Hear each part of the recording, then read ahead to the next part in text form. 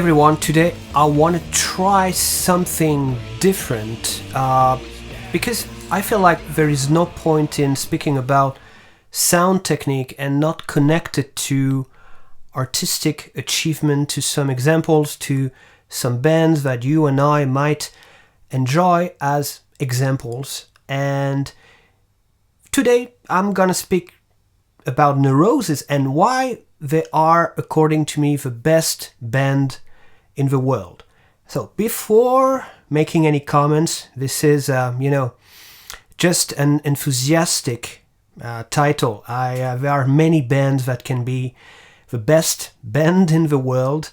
It's just that for some of you, it's the case. For me, it can be the case. But I want to make this new series of videos from time to time for one band in particular or for some artist, and try to get to the bottom of what makes it so special. In the case of NEUROSIS, it's not about knowing if they are progressive metal band, like sludge metal band, doom metal band, or whatever you want.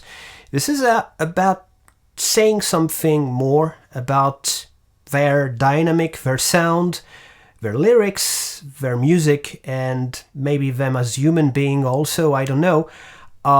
Indeed, when it's about knowing the music of a band, nothing will replace the fact that you listen directly to it, but I will try to give you a clue about what is the progression of NEUROSIS. The first albums, Pain of Mind, Word is Low, Souls at Zero, are more some mix between metal and some kind of post-punk.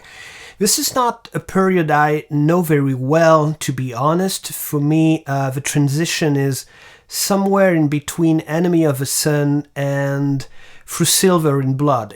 Through Silver in Blood, you start to have an idea of what is the first album by NEUROSIS who embodies their style and would put a milestone and indicates what they are going to do next. Indeed, Times of Grace is my favorite album, and the last period is also great, maybe different sometimes, but does not differ as much as the first period of at the end of the 80s, beginning of the 90s. In interviews, Scott Kelly speaks very highly about Pantera, on how they've been helpful, respectful and decent when they were doing the first part on tour, and this is something that might be reminded of. So let's speak to start about the sound. First, I am very curious to know how Steve Albini recorded to them, because it's like, there is some kind of ghost in the background of some albums, like there is something pushing. I don't know if it's the way it is mixed, if it's some keyboard or some samples, I don't think so, or simply because the band already sounds live this way, with this strange combination of guitars and amp. I will speak about that in a minute, but they don't sound like any other band. And when Steve Albini record this kind of music, like metal, it does something very special in my opinion. Scott Kelly apparently says that they really like to work with Albini because it gets the best out of their music, in the sense that it remains raw and without something artificial. And I think it was really the good choice, starting with Times of Grace. Basically, for an engineer, Steve is involved in the mix when we do stuff, but it's, we use him as basically just another set of ears. We don't do a whole lot of production, and it's kind of just the way it is with him. If you record with him, then you basically have what you come with. So I was speaking about this kind of ghost harmonic, like some kind of symphonic orchestra in the background.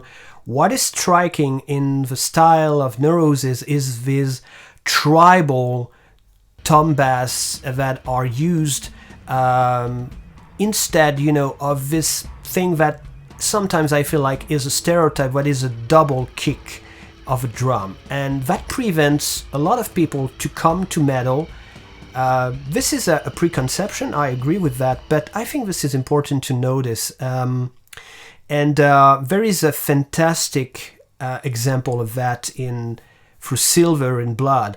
Through Silver in Blood is one of their maybe more striking song. The album, which have the same title, is a major breakthrough for the band. This is where they have found their style, in my opinion. And I mean, if you watch live videos, or if you have seen this title played live, it's like, my God, the end of the world is coming to us. What is going to happen next? And their music embodies this feeling and atmosphere so strongly. And at the end, there are Scott Kelly and Steve Von Till go to the toms and synchronize with the drummer, and it's crazy. I mean, it's insane how deep this experience is at the moment. And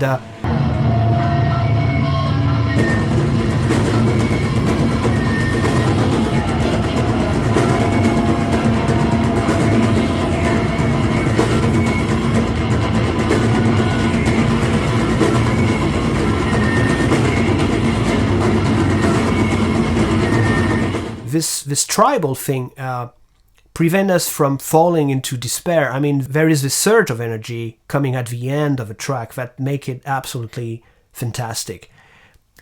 This is not the only element about the sound. I mean, it's you have to notice that all the members in the band are quite complementary. There is, of course, the drums, but there are three singers, actually. There is not only Scott Kelly and Steve Von Till. Dave Edwardson makes some backbeat vocals that you can never miss, for real.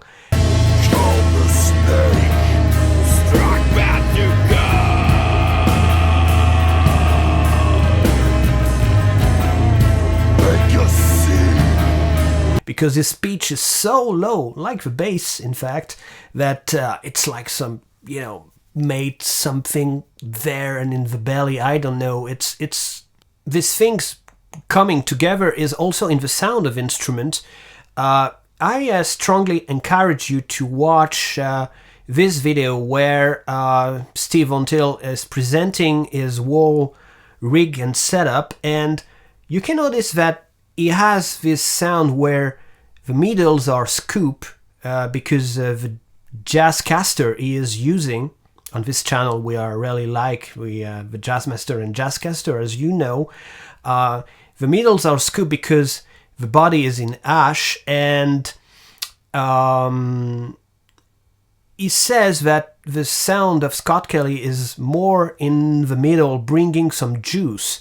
All these elements coming together make the guitar sound percussive and enveloping the audience at the same time, which is something quite rare and unexpected. When you hit a big chord, it's like it hits you here and then it kind of wraps around. Yeah. Like the Beastmaster guy. Like the Beastmaster guy. Yeah. I would be very interested to know more about Scott Kelly's setup and how he's playing. I think he's quite intuitive in some sense, but with NEUROSIS, I mean, nothing is really random. They really have this ability to gather gears to get the best of their sound. Another person who is absolutely essential is Noah Landis, who is making the keyboards and the samples. And this is also why NEUROSIS never sound like any other band. I mean, there are some moments that during the concert are crazy because you see that he is using like this foot switches and is punching and is moving because he wants this participation to the performance to be some kind of physical. I feel it that way. But I mean, these sounds are so great and they're so original. And I suggest, for example, you listen to Water Is Not Enough. this track is ending in total blast of sound, where you have the feeling that he recorded the same kind I made in the videos where I imitate whales, and that he pitched it up and he modified the sound, and it goes so well with this climax coming.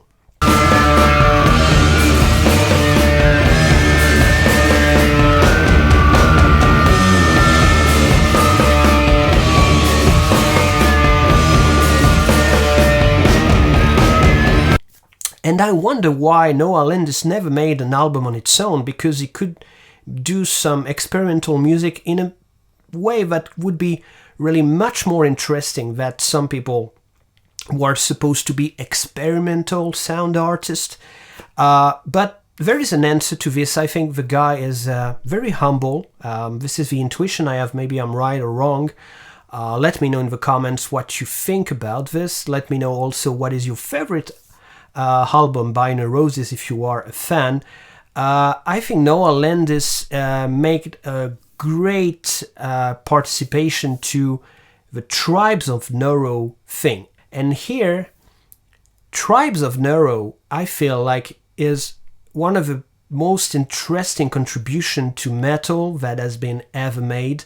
It enabled NEUROSIS to be something more. I mean, they could be already one of the greatest band in the metal right now for the last 20 years, but with Tribes of Neuro, there is something more happening.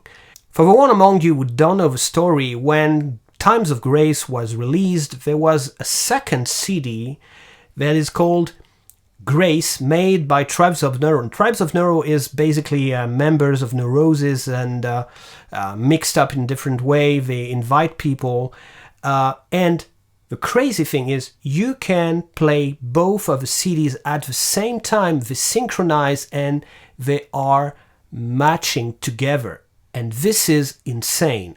I don't want now to put a mix of the two CDs together because I think it narrows your experience. It will makes a very poor impression. You have to listen on your own if you manage to get Grace again and set up your own stereo hi-fi and maybe invite friends if you are a huge fan. But this is also playing on the concept of specialization of sound, but not only. Right now we have a possibility of mixing the album in Dolby Surround if we want, and I think this is only the beginning. I think we can do more about this. But here, I mean, Tribes of Neuro Grace can be listened on its own. Times of Grace can also be listened on its own, and it's like there is a third album that is invisible, that is the consequence of these two albums put together. And this is about thinking about what is duality in music. You had these things about vinyl with side A, side B. We lost this thing that was one of the most interesting. Now vinyl is coming back, but this thing coming together is really an interesting experience, and I can only imagine the huge amount of work that was necessary for the production of something like that. Did they take into account this quadrophonic experience when they did the mix, or was it done only side by side and then mixed together? Did they put the focus more on Times of Grace for commercial reasons or pragmatical reasons? I don't know, but whether you like NEUROSIS or not, this is something that is absolutely fundamental to know about their discography. The second big thing about NEUROSIS is how their songwriting is original and bring something more. They don't focus only on the massive wall of sound that I tried to describe before. There are some moments where there are some calm moments of atmosphere with very special sound, and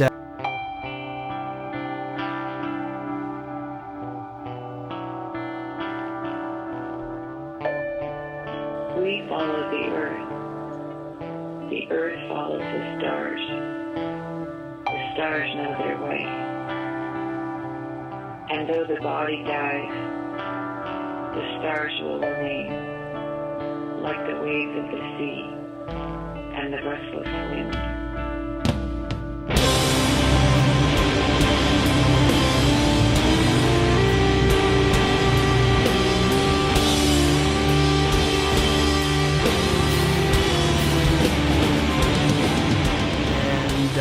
This tribal thing also I mentioned that in my opinion explain how much they had influence on all the metal scene, because nobody at the time would have expecting that. And they are a great influence of, for example, Godspeed You Black Emperor, not a copy-paste influence indeed, but something that is creative and inspiring, this way of coming from a very calm moment to a very surge of power. And this mix of atmosphere and tribal experience explains how they had influence on Gojira. You can find also these elements on Gojira album, these small interludes that they are inside the albums, and so on and so forth. Again, Neurosis is not the only influence of Gojira. There is Metallica, there is Sepultura, there are death metal influences, but still, they speak explicitly in interviews about Neurosis as being a great, inspiring band. Now I would like to focus on the lyrics. This is not something there I feel a lot of people mention, but this is something that is striking because it goes very well with the kind of sound they have. Let me explain myself. It sounds like pagan poetry, lyrics about anemic forces, some kind of dark mysticism that, like, if the end of the world or something is coming, or this themes about rebirth of something. These are classical themes about Christian eschatology, but not only, and I don't want to be basic in that field.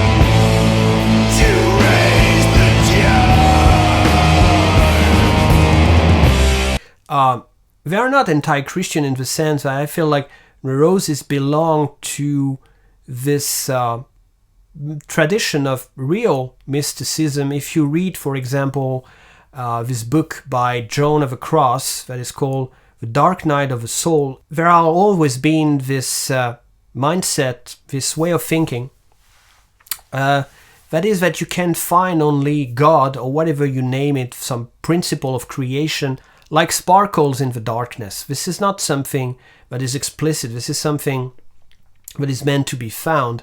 And I think the band is saying explicitly that they are enslaved to some hidden force. They said this recently in an interview, and these lyrics, they goes very well with this powerful sound, slow, massive, and that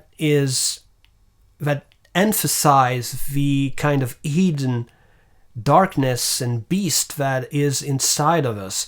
And Neurosis is some kind of catharsis, and it enables you to expel the shadow inside of you, and they are on the side of life. I don't think that they are on the side of some morbid darkness, for real. The singer of Mastodon says in an interview that he went to see Neurosis live, and he had this feeling like it was some kind of church, of ritual to see them and to feel full of energy after their live performance. And then these guys were playing most of that record on stage every single night, and I was out there absorbing it and going to church, basically. I just had never been so emotionally impacted by live music in that way before. It was just what I needed. As always, when you speak about some artistic process, you cannot summarize everything. Maybe I've missed some point, maybe you would have stressed something else. Let me know in the comments again what you think about this video. All these elements put together does not explain the great mystery of creation. I perfectly agree with that, and the whole is always more than the sum of its part, but maybe you would like me to speak about some other aspects. Your comments are very welcome. If you enjoy watching this video, please like, subscribe if you didn't already. This is the only way to help the growth of this channel to enter the big algorithm of YouTube. A huge thanks for watching. I wish you a really great 2022, and I will see you on this channel very soon.